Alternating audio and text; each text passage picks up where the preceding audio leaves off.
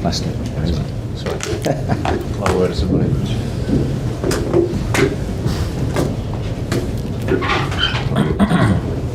Keith, do you want to start us off? Eddie, I guess maybe wrong. Have you ever been involved in a game before when you're 5-0 up after 20 minutes, and what goes through your mind? I'm not sure if I have. I can't remember, which might sound a surprise, but I've got no idea. What goes through your head? No, it's always about managing the game. I think even at 5-0 after 20 minutes, the game's not done. There's a lot of time to play. I've seen crazy things happen in football, so with the quality that Tottenham have got in the front areas, we had to keep our composure and concentration. I thought we did that. I thought the players deserve a lot of credit for what they gave today. It was a top-class performance. Was it a tactic to go and switch from the, I mean, you normally do start fast, but was it a tactic to go out and they offered that because they changed from the usual 5 back to 4? Yeah, I don't think it's formation dependent. We want to try and start games like that, especially here at home. But it's easier said than done, as I've said before. You know, the first goal probably changes everything, changes the feel. The supporters were magnificent for us. They really got in the game. It was an electric atmosphere. It was an electric performance from us, and we were clinical in front of goals. So everything went our way in that early stage of the game. You touched on it in your first answer, but glanced down and saw you after about 15 minutes before the other time, and you and Jason Tinder were still barking orders at players. Did you feel there was still like improvement even at that stage? Well, I think you're always in the game, so you always want more. So you're never going to sit there and sit back and go, right, lads, everything's great, because in football it can turn within seconds. So it's about demanding more and making sure we maintained our high standards from that early start to the game. We always want to try and give a team that is wanting to score in any phase of the game. So I mean, we pride ourselves on that, and the players delivered it brilliantly. And obviously across the pitch you had some outstanding contributions. I thought down the left hand side, Willock and Joelinton together with an exchange was certainly as good as we've seen. Yeah, I thought those two players complemented each other really well. I think they've built actually a really good relationship in the last few weeks by dovetailing position, and they've got a really good understanding. But I thought all the units functioned today, so whether that's the front line, the midfield, the defence in conjunction with them in terms of feeding them the ball, and our relationships on the pitch were very good. So just finally, are you thinking about and talking about Champions League yet, or is it still the same as? Me personally, Keith, no. I'm talking about Everton now and making sure we focus on our next game. We went there this time last year really in a very similar position, in the sense of evening game, Everton desperate for the win themselves, we were desperate for the win, and it was a difficult evening for us, so we need to learn the lessons from that. We know how hostile it's going to be. Damien? Eddie, that said, the players are going to be thinking and dreaming about that top four now. How do you keep feet on the ground? I think from what I see and feel from the group, I don't sense that. I don't sense they're looking ahead. I don't think we can afford to look ahead. I think we can only afford to look ahead as in day by day, and making sure that we come in to training tomorrow with the right attitude and thinking about our next performance and how we could have improved today's performance. That's always how I've worked. You review, you take the good bits and you take the bits you can improve, and then you try and put the foundations in place to allow you to improve. So that's what we'll do. And just on Alexander Isak, are we starting to see why you were prepared to pay so much money? I think that's always been there, to be honest, since he's come to the club, even from his first game against Liverpool. I think there's been evidence of why we thought so highly of him. Really pleased with him again today. He showed a real mixture in his game, because he was going long and short and building play and helping link our front line, but then was there when we needed him to be to add the finishing touches to two great moves. Craig? Eddie, as good as your side were, what did you make of the opposition during the opening 20 minutes? I actually thought Tottenham at some stages in that game were very good. You know, when you look at Kane and Son's ability to counter-attack and to create chances, that they had 3 or 4 good chances in the game. They scored a good goal. So we were never comfortable, I didn't feel, to say that the game was won. And we respect the opposition and respect their capabilities. I think it was all about us though today and how well we played. Aaron? Eddie, you've obviously beaten Spurs, Man United, Chelsea, St James Park and driven City. Is there a simple answer as to why Newcastle just played so well against the top teams this season?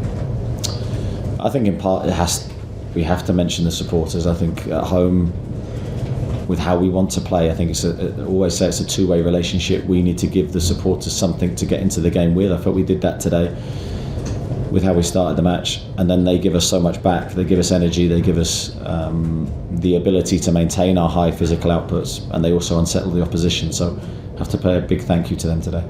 Jacob Murphy only scored once before today. How important is it for him to start to add goals to his game? How big of a boost do you think it's? Yeah, I think every attacking player needs that in their game. They need goals, they need output. Jacob has delivered a lot in terms of helping the team. I'm delighted he gets the recognition really that his performances or recent performances have deserved. 2 really good finishes. First one was a tight angle, the second one was an absolutely brilliant finish from range. But his all-round game again is of the highest level, so really pleased for him. Okay, George? Eddie, I mean, you are a very composed man, but that first 10 minutes, it was astonishing. It was pissed. Do you not have any? There's no part of you kind of get lost in those moments at all when it's? No, because you're thinking about the next 10 minutes. So yeah, I enjoyed watching what I was seeing, and I was enjoying the team looking like it was playing at its very peak of what we can do. But there's always the next phase of the game, and I've got full respect for the opposition, so we knew the game wasn't over. But I think when I watch it back, that's when I truly appreciate what I'm seeing, and I'm just delighted with everyone. And then just a word on that pass from Joe Willock. Have you seen that again? I haven't seen it again, but I don't want to almost see it again because it would disturb my vision of what it was live. It was an incredible ball. The right angle, the right flight to get the whip on it that he needed with the outside of his right foot was it was a great pass. And again, sorry, just to kind of go back to the first point, I know you've already mentioned the crowd, but that atmosphere in such a big match for both teams does play a huge part in what you're doing and what you've done. It does, yeah. I think it's a two-way thing. We're a team, and either side has an important role within that team to make it as difficult as we can for every opponent that comes here. The crowd today were, I thought, incredible. I think that's up there with the best atmospheres I've experienced at St James's Park, and a big thank you to everybody. Luke? I know you're probably already thinking alluded to this to keep, but the job's not done, is it? This is no way, this can't be the pinnacle of your season at 5-6-1. No, it can't, Luke. You're absolutely right. I think we have a lot of work to do, a lot of games to come, a lot of points to play for. So nothing was decided today. Either way, nothing was going to be decided. But hopefully we can take all the positives from today in terms of performance, confidence, and we can use that to fuel us for these games that we have to come. So no, nothing's done. Does it get harder for you as manager to keep your feet on the ground, or is it a pretty sort of self-policing dressing room in that respect? I hope it is. I hope it's self-policing. I think we've got enough experience in there and enough experience of highs and lows within football to know that you can never get too high and carried away with what you've delivered.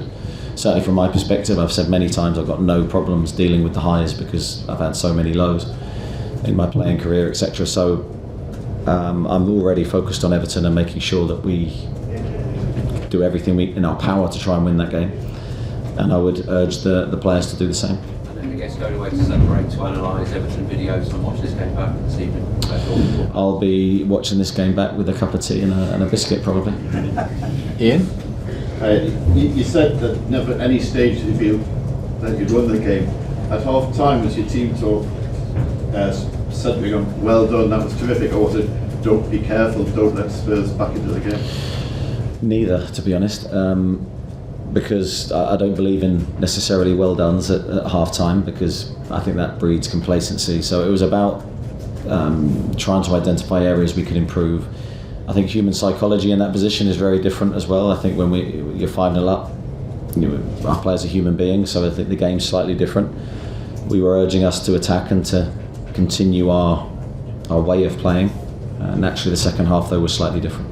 And because you set such high standards, was there a sense of personal disappointment when Harry Kane scored? I think whenever the opposition score, there's a feeling of disappointment. That's not just from me, that's from the whole team, because we pride ourselves on trying to keep clean sheets. Miles? A few people were expecting to pick up Harry to come back into the side in the next game. Murphy's performance underlined why you felt you can Yeah, I don't think Jacob's done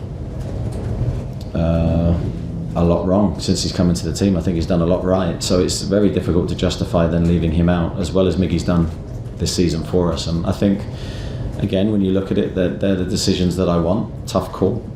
I certainly considered bringing Miggy back into the team. But I wanted to give the team a chance to respond from what happened at Aston Villa. I wanted to give an opportunity to go and put it right, because we did fall below our standards in that game for the first time, in my opinion, this season. And the response was emphatic. Is Fabian okay, and is Everton too early for some action? I think Everton will be too early for Maxi, yes. With Fabian, I don't know. We've got a couple of knocks in there. Mark? Eddie, you've now been Manchester United and beaten Tottenham thoroughly. Do you feel that this shows that you kind of belong in that elite now? More and more of these kind of wins that you put together is showing that it's not flipping there, you belong in this league. I'd encourage the players to think that way. I think we need that confidence. You play these games if you have doubts.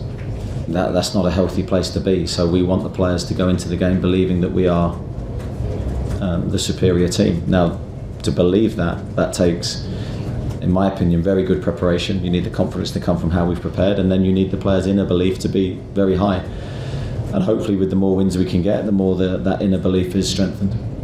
Touched on Joe Willock's pass. His overall game was really good. He's played really well consistently now. And once, did he deserve an England call? Did he look at the see that?